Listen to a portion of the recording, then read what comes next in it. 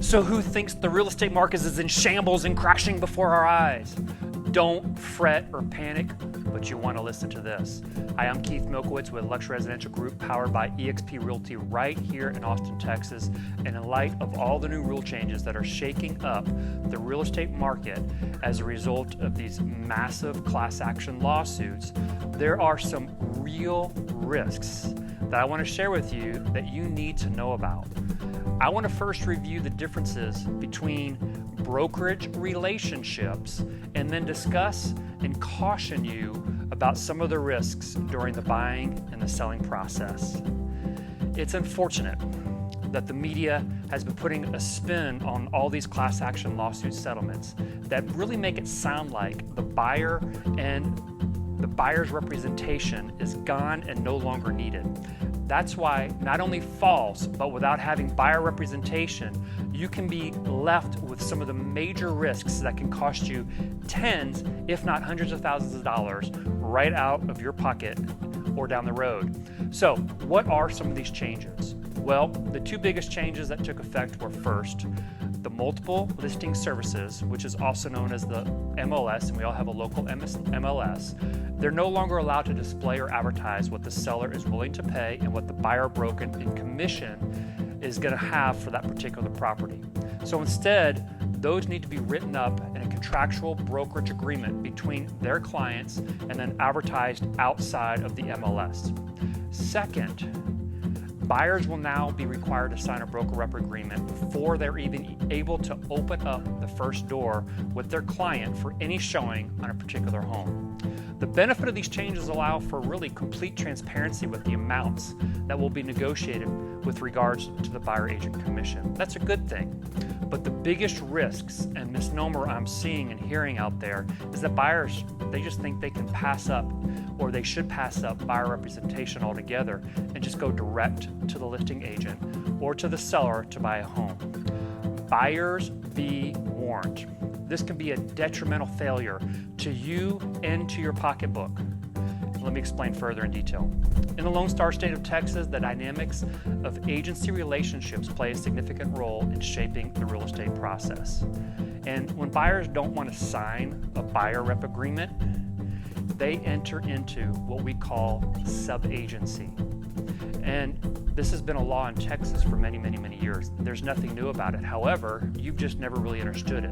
So when you're standing and working with a buyer's agent without a buyer rep agreement, this is where I want to warn you, because you are actually encountering a sub-agency relationship and you're not getting the representation you may think that you have. Let's dive into the intricacies.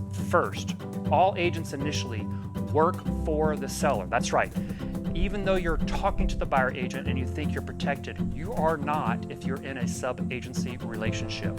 With sub-agency, all real estate agents are initially aligned with the seller, only shifting that loyalty upon the buyer signing that buyer rep agreement.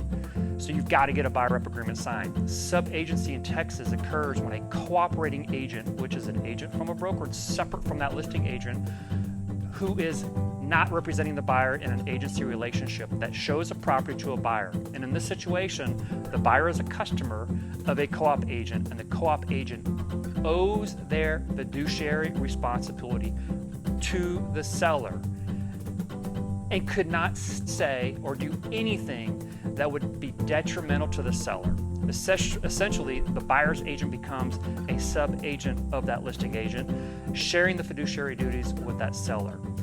The risks, what you don't hear, what you don't see, what is not disclosed to you, can be detrimental to your pocketbook and your transaction, which lies the big risk to you, obviously. Therefore, in Texas, the default relationship between a real estate agent and their clients is one of sub-agency. When a buyer starts working with a real estate agent but hasn't signed a buyer's representation agreement, the agent is automatically a sub-agent of that seller. This means that the agent owes primary loyalty and fiduciary duties to the seller, even if they are helping the buyer find a suitable property.